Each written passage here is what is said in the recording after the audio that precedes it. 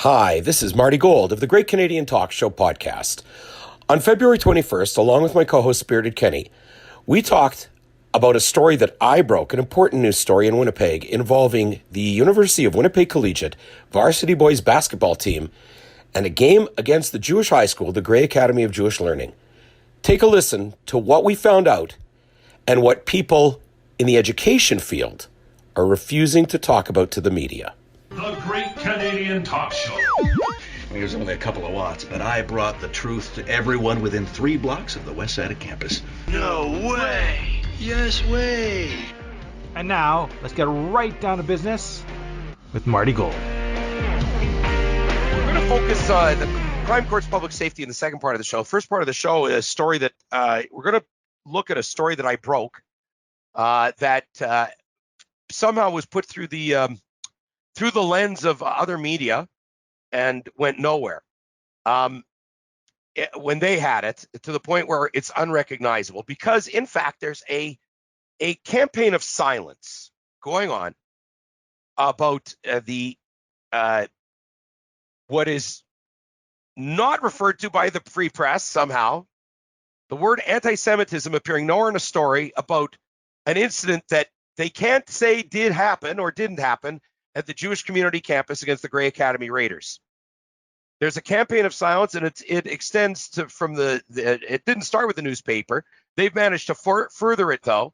The schools involved, I'll focus more so on the University of Winnipeg Collegiate and the University of Winnipeg rather than the Rady Center. We're still gathering information. I broke this story exclusively in the online, in the J.ca. That's THE, the letter J.ca. And it sent immediate shockwaves through the community at large, not just the Jewish community, because what I reported was, after anti-Semitic incident, U of Winnipeg Collegiate disbands basketball team. And I spoke with a number of people about it. I interviewed Chad Falk of the Manitoba High Schools Athletic Association. He confirmed something had happened at that game. He confirmed that the team had been disbanded. Despite a 48-hour reporting rule, he had not been informed of an incident at this game, which took place on February 2nd. And I don't want to go too deep into our end, but we found out on February the 9th from a parent at a Christian school. I followed the story. I'll put a link to my story in it. It has plenty of details. As we could confirm it, okay, including the notion of anti-Semitic gestures, which I had to explain what that would mean to Irwin Cotler, who's Canada's anti-Semitism envoy, and had to explain to damn near everybody I talked to, including Chad Falk, what does that mean? So I gave a couple of examples of what would be considered anti-Semitic gestures, okay? Following my story and the details in the story, which included how nobody who should have been informed, and we found out since then it's even worse than I knew when I wrote the story a few days ago. There's a silence campaign. Nobody knows anything. Nobody wants to talk. Cone of silence, as I put it. And lo and behold, the Winnipeg Free Press, late on Friday afternoon, and they only got this story because they read my story. We know how this works.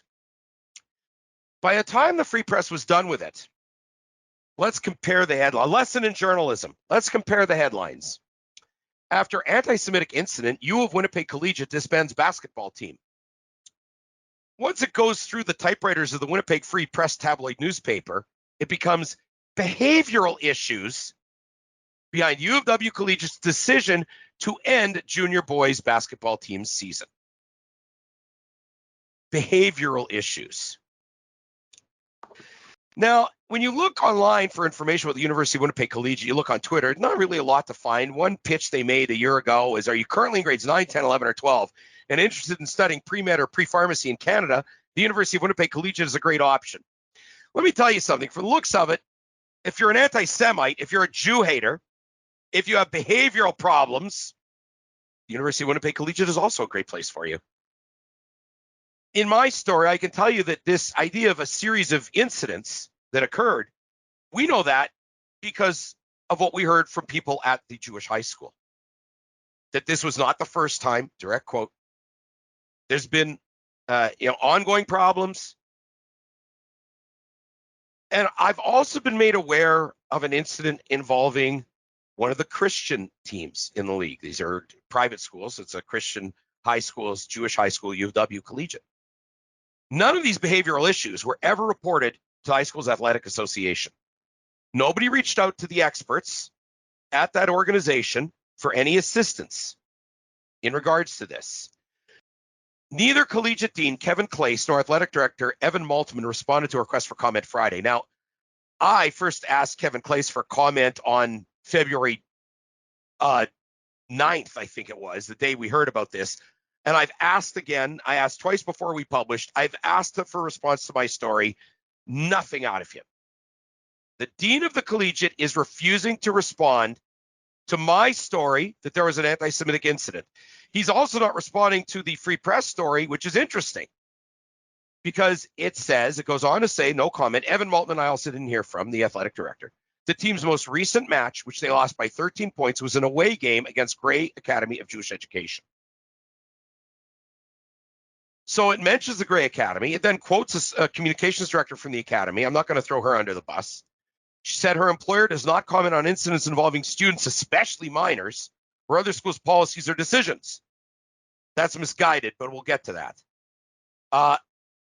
She said in an email that administrators work with high schools' athletic association and other schools to follow up after any incidents in keeping with community values, policies, and expectations of respectful conduct on or off the court or field.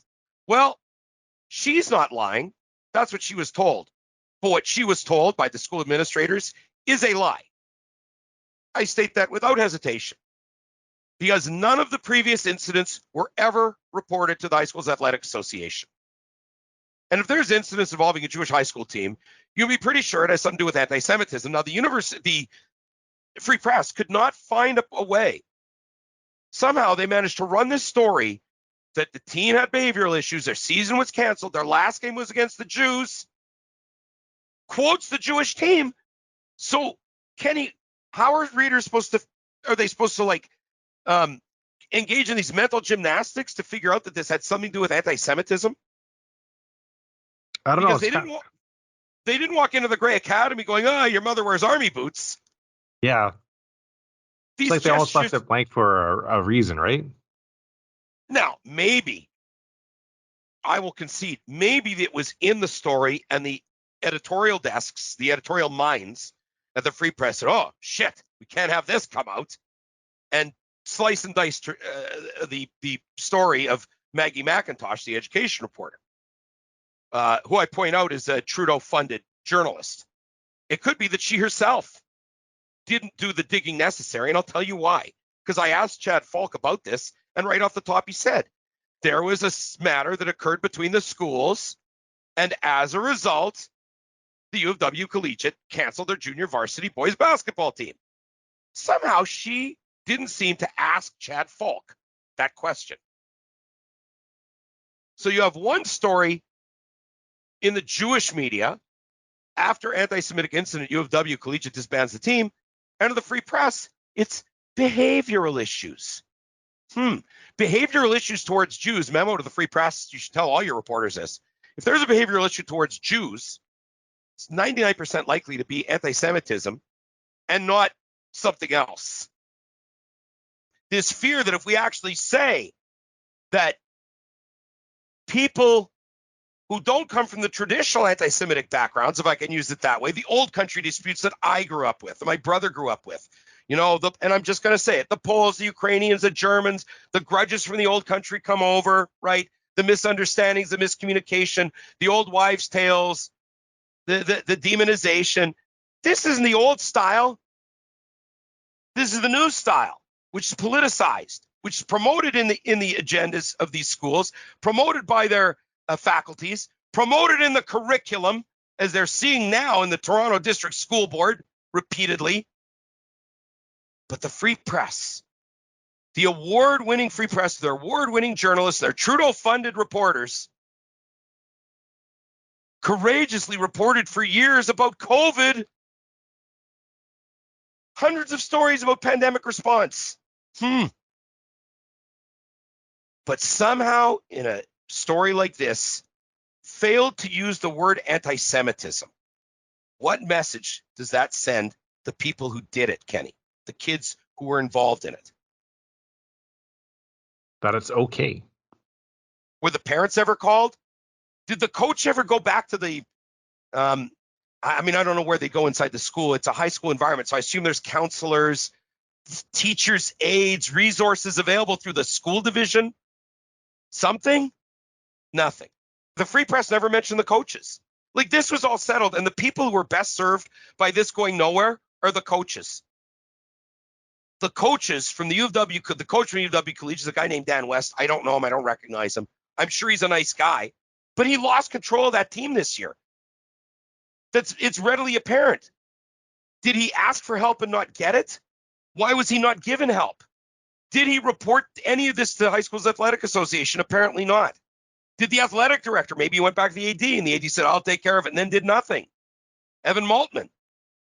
Everybody's being let off the hook here. Not on my watch. Not going to happen. I'm going to repeat myself. Not going to happen.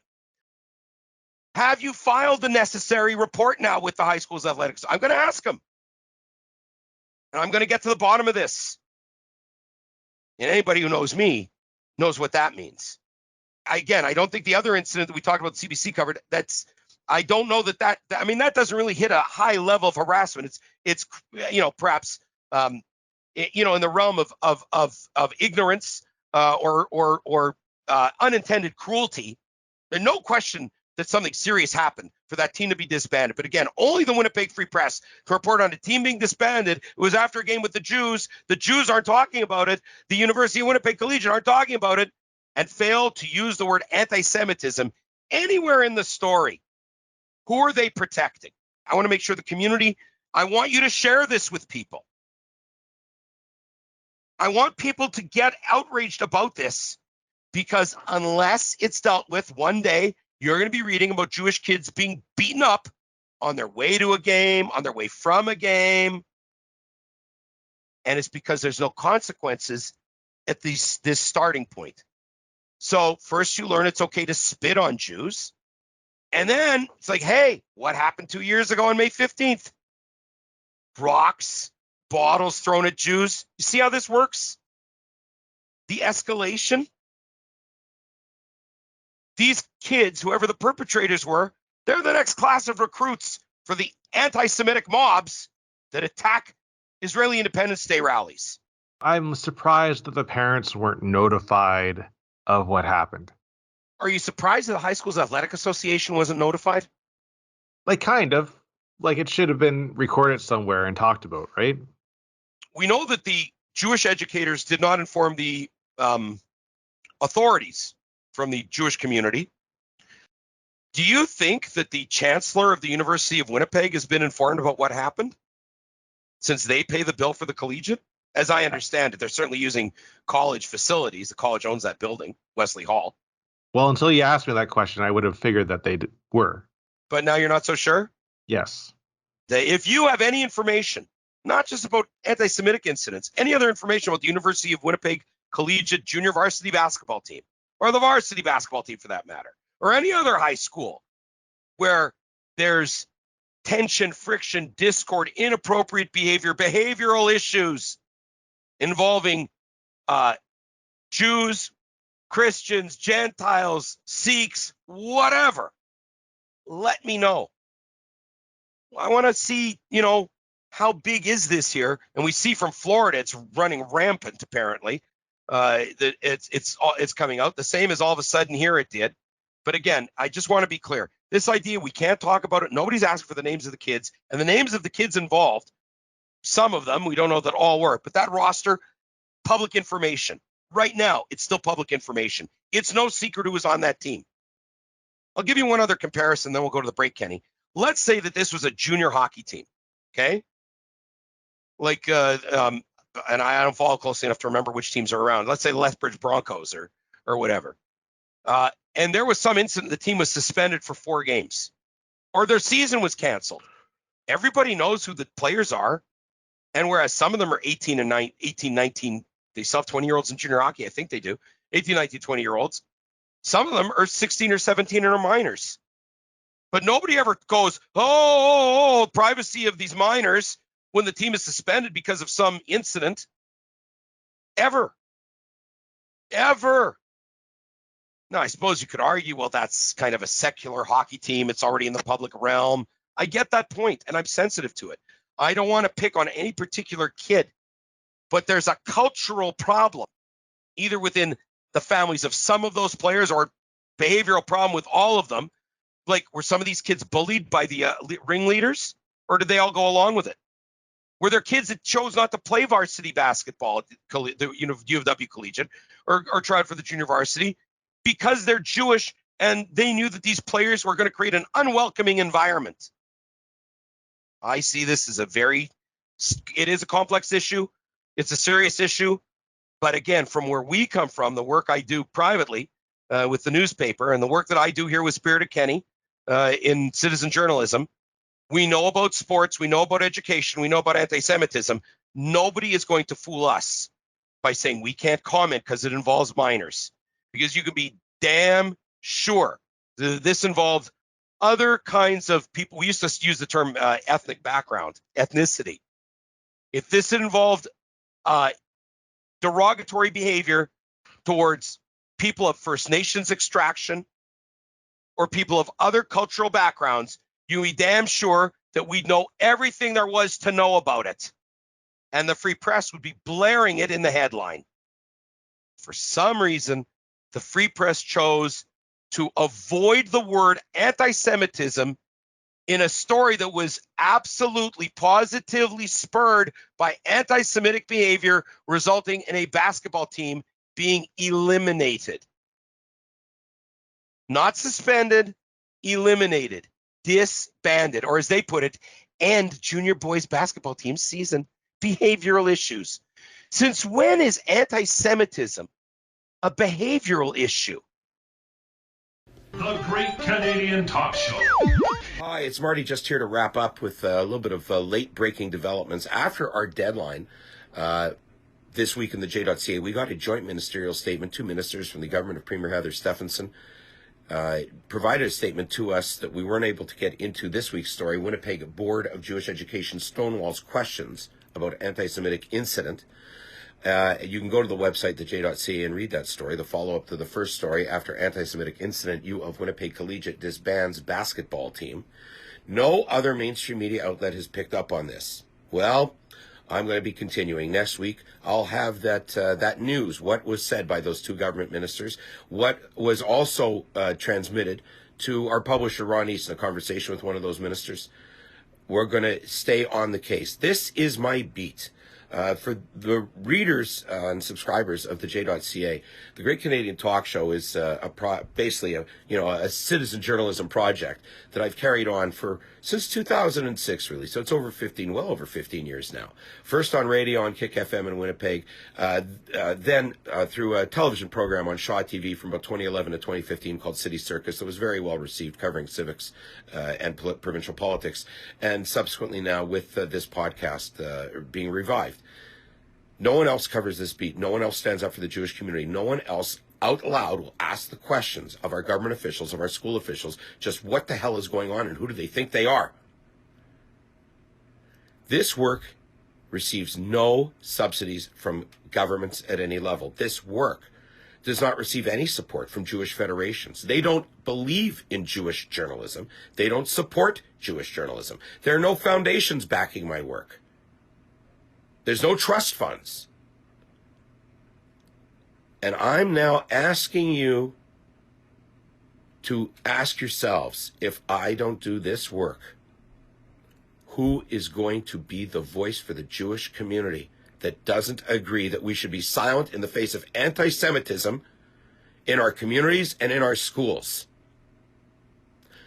I've set a goal of $9,000. That will keep me on the beat over the course of the next few months to continue to dig into what kind of anti-Semitism, what kind of offensive conduct, what kind of language are our Jewish students or our allies in schools, in colleges, universities, middle schools, elementary schools, potentially. What's going on in our schools?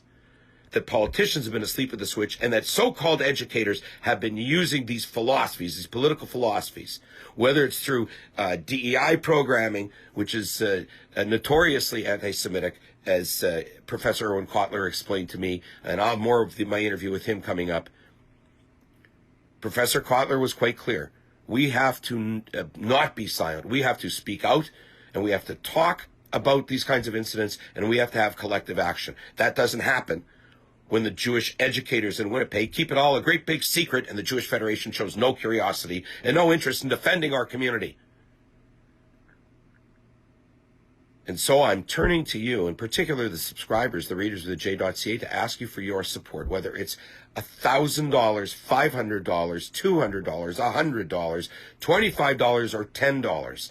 It all goes to support my work in being your voice in fighting anti-Semitism, in fighting Jew hatred in Canada. The PayPal link is in the episode description, and as well, you can email me, martygoldlive@gmail.com, to open the dialogue about supporting this kind of work. We need to have that kind of a discussion now. It is imperative. And as well, any tips you have, whether it's about anti-Semitism schools or other issues, concerns about the Jewish community leadership throughout our country, send them to me. I will follow up on them. I will expose them, whether it's on the podcast or whether it's in the pages of the TheJ.ca. I thank you for listening. I look forward to hearing from you. I'm asking for your support, and I know that together we can strengthen and defend the Jewish community and civil society in Canada. Thank you.